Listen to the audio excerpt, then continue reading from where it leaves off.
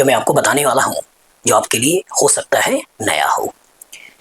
क्या आपको मालूम है, सृष्टि में सबसे पहला रक्षा सूत्र एक पत्नी ने अपने पति के हाथों में बांधा था। सही सुना आपने।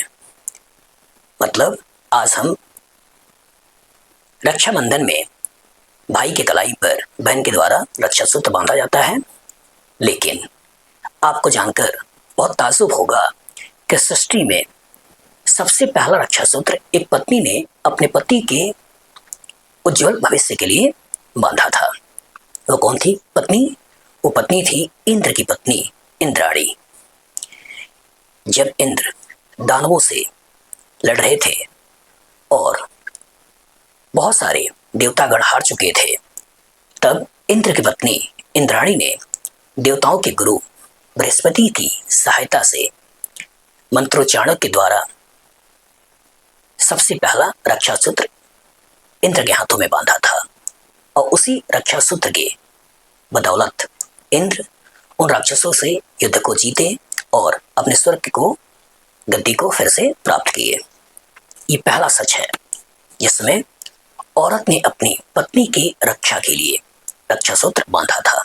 दूसरा, मैं आपको बताऊं, जब कौरव और पांडवों की लड़ाई की बात हो रही थी, तब युधिष्ठिर काफी विचलित थे कि हम 5 भाई और थोड़े से सैनिक, लेकिन कौरव इतनी सारे लोग, इतनी बड़ी सैनिक सेना, उनसे हम कैसे लड़ पाएंगे।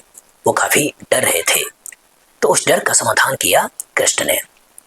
कृष्ण भगवान ने बोला कि मां कुंती और द्रौपदी सभी पांडवों को और इनके सैनिकों को रक्षा सूत्र बांधे, जिसकी बदौलत आप युद्ध जीत सकते हैं।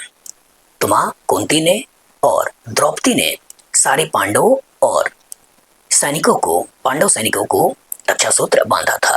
ये दूसरी घटना है जिसमें औरत ने अपने पति को रक्षा सूत्र बांधा था।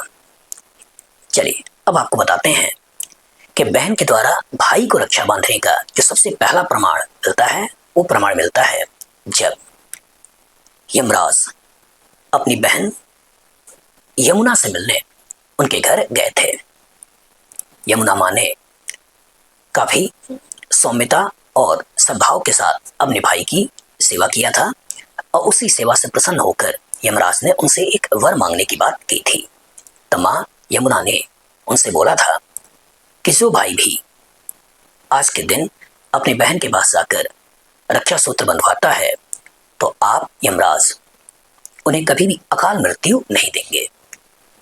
और इसी अकाल मृत्यु के डर की वजह से आज के डेट में आप, हम और दूसरे लोग बहनों से रक्षा सूत्र बंधवाते हैं।